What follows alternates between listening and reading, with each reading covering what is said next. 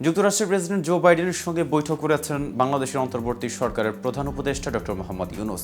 আর এই বৈঠক নিয়ে দেওয়া বিবৃতিতে হোয়াইট হাউস বাংলাদেশের নতুন সংস্কার কর্মসূচিতে মার্কিন সমর্থনের কথা জানিয়েছেন। জাতিসংঘ সাধারণ পরিষদের অধিবেশনে যোগ দিতে ডক্টর মোহাম্মদ ইউনূস এখন যুক্তরাষ্ট্রে অবস্থান করছেন। আর সেখানেই বাংলাদেশের সময় মঙ্গলবার রাতে বাইডেনের সঙ্গে বৈঠক করেন তিনি। এই বৈঠকে কিছু বিশেষ বার্তা পেয়েছে বাংলাদেশ, কিন্তু কি সেই বার্তা, বাংলাদেশের জন্য কতটা সুখবর বয়ে এনেছে ইউনূস বাইডেন বৈঠক, এ নিয়ে বিস্তারিত থাকছে প্রতিবেদনের বাকি অংশে। আর কেটিভি নিউজ 24 চ্যানেল থেকে আপনাদের সাথে আছি আমি মেহেদি হাসান। আন্তর্জাতিক সম্পর্ক বিশ্লেষকরা বলছেন, সরকার প্রধান হিসেবে ডক্টর ইউনূসের জাতিসংঘে উপস্থিতির পর যুক্তরাষ্ট্রসহ পশ্চিমা দেশগুলো যে উচ্ছ্বাসিত প্রতিক্রিয়া দেখিয়েছে, তা থেকে বাংলাদেশও যেমন সহযোগিতার বার্তা পেয়েছে, তেমনি আন্তর্জাতিক সম্প্রদায় বাংলাদেশ সম্পর্কে ইতিবাচক বার্তা পেয়েছে।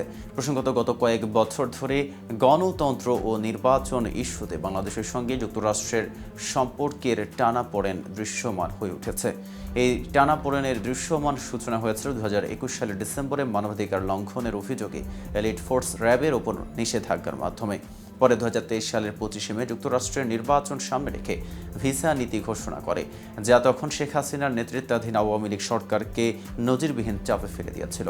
এমন পরিস্থিতিতে জুলাইতে সরকারি চাকরিতে কোটা বিরোধী আন্দোলন শুরু হয়, যা পরে সরকার বিরোধী আন্দোলনের রূপ নেয়, যা শেখ হাসিনাকে পদত্যাগ করে পালিয়ে যেতে বাধ্য করে।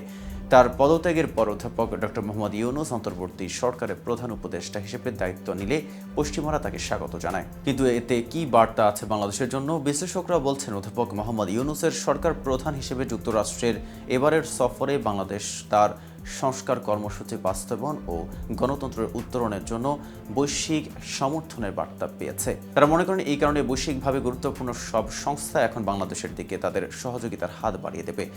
যুক্তরাষ্ট্রের বাংলাদেশের সাবেক রাষ্ট্রদূত হুমায়ুন কবির বলেছেন, বাংলাদেশে যে একটি নতুন প্রক্রিয়া শুরু হয়েছে বা দেশটি যে নতুন দিকে যাচ্ছে, সেই বার্তাই মোহাম্মদ ইউনূসের মাধ্যমে বাইরের পৃথিবীতে গেল। তাকে ঘিরে যুক্তরাষ্ট্রে যা হয়েছে তাতে বাংলাদেশ নিয়ে ইতিবাচক বার্তা বিশ্ব পেয়েছে। এখন বাংলাদেশ যে প্রক্রিয়ায় এগোতে চাইছে তা নিয়ে বিশ্ব বুঝতে চেষ্টা করবে। আবার বাংলাদেশও এটি জেনেছে যে সংস্কার কার্যক্রম বৈশ্বিক সমর্থন পাবে। সাবেক রাষ্ট্রদূত হুমায়ুন কবির বলেন, এই অর্থনৈতিক ক্ষেত্রে সহযোগিতা ছাড়াও সংস্কার কর্মসূচি বাস্তবায়নের জন্য বিশ্বব্যাংক, IMF ও জাতিসংঘের নানা সংস্থার টেকনিক্যাল সহায়তা দরকার হতে পারে। যুক্তরাষ্ট্রের প্রেসিডেন্ট ও কানাডার প্রধানমন্ত্রীর সঙ্গে আলোচনা বাংলাদেশের জন্য গুরুত্বপূর্ণ টেকনিক্যাল সাপোর্টের জন্য। আবার বিশ্বের আরও অনেক দেশের একই ধরনের অভিজ্ঞতা আছে, তাদের ভালো অভিজ্ঞতাগুলো বাংলাদেশ এখন জানতে পারবে।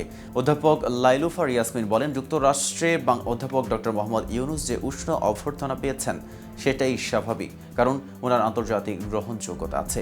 এ কারণেই সবাই সহযোগিতার হাত বাড়িয়ে দিয়েছে। বাংলাদেশের সংস্কারের ক্ষেত্রে পশ্চিমারা সঙ্গে থাকার শক্তিশালী বার্তা দিয়েছে, যা বাংলাদেশের জন্য খুবই দরকার ছিল। আজ এ পর্যন্তই। নিত্য নতুন সকল আপডেট পেতে কেটিভি নিউজ 24 এর সাথেই থাকুন।